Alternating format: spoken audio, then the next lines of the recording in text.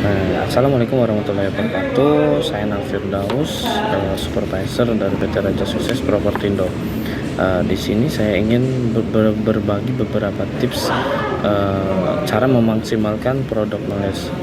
Nah, di sini untuk para marketing sangat penting banget namanya menghafalkan produk knowledge. Apalagi sales atau marketing baru. Ya, itu modal awal mereka untuk berjualan. Nah, itu sama aja kayak senjata mereka buat perang.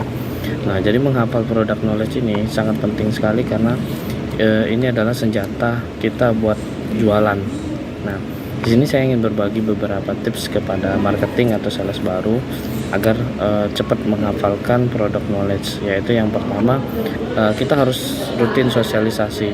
Nah, rutin sosialisasi ini contohnya itu seperti canvassing. Nah, yang sering kita lakukan kepada sales atau marketing itu setiap hari kita laksanakan canvassing. Nah, dan di hari Minggu pun itu kita lakukan car free day. Nah, di sini sangat penting sekali pada saat canvassing itu menjelaskan produk, menghafalkan produk kita, sekali menghafalkan yaitu harga, produk knowledge kita, manfaat produk kita. Nah, itu sangat penting banget itu buat marketing baru juga. Nah, semakin sering kita lakukan sosialisasi ini, semakin rutin, semakin sering setiap hari, maka kita cepat menghafalkan produk yang kita jual. Nah, ketika kita mendapatkan customer atau konsumen, itu kita sudah nggak gugup ataupun nggak pusing lagi tentang produk knowledge kita, karena kita sudah rutin menjalankan sosialisasi. Nah, di sini marketing baru sangat penting banget yang namanya sering canvassing, karena itu melatih mereka untuk jualan sekaligus menghafalkan produk knowledge yang sedang kita jual. Nah, yang kedua yaitu memahami jenisnya. Memahami jenis produk knowledge kita ini ada 3 aspek. Yang pertama itu kita mengetahui karakteristik dari produk kita dulu. Nah, produk kita ini apa sih yang kita jual? Nah, contoh properti. Nah, properti kita harus hafalin dulu nih, rumah yang kita jual itu karakternya seperti apa. Misal rumah ini tipe 30-60, tanahnya berapa, ukuran lebarnya berapa. Nah, itu harus kita benar-benar hafalin dulu. Nah, itu sama aja kayak karakteristik dari produk yang kita jual. Nah, yang kedua itu aspek yang kedua itu manfaat. Nah, kita harus tahu dulu manfaat. Kita menjual produk kepada konsumen itu harus tahu manfaat yang mereka bisa dapatkan dari membeli produk ini apa.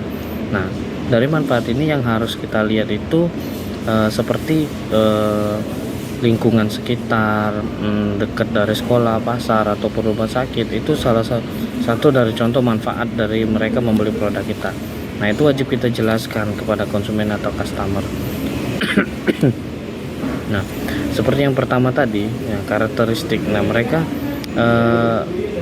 harus tahu juga nih karakteristik apa yang kita berikan produk kita yang milikin. Nah, itu kita jelaskan juga ke mereka. Nah, di sini manfaat itu sangat penting banget untuk meyakinkan konsumen agar mereka mau membeli produk kita. Nah, ini kita sebagai sales atau marketing baru sangat penting untuk melihat manfaat apa yang mereka dapatkan setelah membeli produk kita. Yang ketiga, aspek ketiga yaitu kepuasan dari produk dengan akurat. Nah, maksud kepuasan dari produk kita ini yaitu tadi, sambil kita harus tahu manfaat produk yang kita jual ini apa.